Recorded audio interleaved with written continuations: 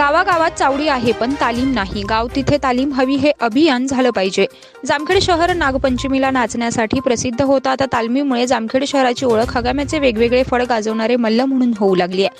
आपण जगात लोकसंख्येच्या बाबतीत दुसऱ्या क्रमांकावर आहोत, पण ऑलिम्पिक पदकात दुसरा क्रमांक येत नाही हे आपलं दुर्दैव आहे. जामखेड येथे लोकसहभागातून सारोळा रोडवर साकारलेल्या स्वातंत्र्यवीर विनायक दामोदर सावरकर जिमखाना शुभारंभ, शस्त्रास्त्रांचं पूजन, सत्कार समारंभ व भव्य मिरवणुकीचं आयोजन करण्यात आलं होतं. या कार्यक्रमासाठी अध्यक्षस्थानी अर्जुनवीर पुरस्कार सन्मानित काकासाहेब पवार, पृथ्वीराज पाटील, विशाल बनकर, सिकंदर शेख, अशोक शेठ डोंगरे, रमेश शेठ गुगळे, मंगेशदादा आजबे, डॉक्टर प्रशांत गायकवाड, सुनील उबाळे, मनोज कुलकर्णी, मकरंद काशीद, कृष्णाराजे चव्हाण, दादाराजे भोसले, बाळासाहेब ठाकरे, पवार साहेब, आदर्श डोंगरे, अजिनाथ समुद्र, डॉक्टर खोत सरपंच, तरडगाव केसकर आबा, काका चव्हाण, डॉक्टर हजारे, डॉक्टर ज्ञानेश्वर झेडे, राहुल पवार, आबा घुमरे, बंडू मुळे, मंगेश मुळे, योगेश मुळे, बालाजी जरे, कृष्णा डुचे यांच्यासह अनेक मल्ल व शेतकरी बांधव तसेच तरुण वर्ग मोठ्या संख्येनं उपस्थित होते. यावेळी जामखेड शहरात भव्य मिरवणूक आयोजित करण्यात आली होती. यात मोठ्या संख्येनं युवा वर्ग होता. यावेळी बोलताना उद्योगपती रमेश गुगळे म्हणाले की पैशापेक्षा शरीर संपत्ती महत्त्वाची असते. सुदृढ शरीर यष्टी आवश्यक आहे. यावेळी स्वातंत्र्यवीर सावरकर जिमखान्याचे आयोजक मंगेश आजबे म्हणाले की जामखेड परिसरातील गोरगरीब मुलांना जिमची सोय उपलब्ध व्हावी ह्या हेतूने आम्ही स्वातंत्र्यवीर विनायक दामोदर सावरकर यांच्या नावाने जिमखाना व कुस्तीच्या मॅटची सोय केली आहे. ही सोय तालुक्यातील सर्व पैलवान मुलांना अतिशय गरजेची होती, कारण कुस्ती स्पर्धामध्ये मुलांना मॅटची सवय नसेल. कारण आपली ग्रामीण भागातील पैलवान मुले चांगले कौशल्य असूनही शैक्षणिक किंवा इतर कुस्ती स्पर्धामध्ये मागे राहत होती, पण आता या जिमखानामुळे पैलवानांना या सर्व सोयी उपलब्ध होणार आहेत. गेल्या 3 वर्षांपासून तालीममध्ये गोरगरीब आणि शेतकऱ्यांच्या मुलांना सर्व मोफत सुविधा उपलब्ध करून देत आहोत. प्रतिनिधी नासिर पठाणसह अशोक वीर, जामखेड.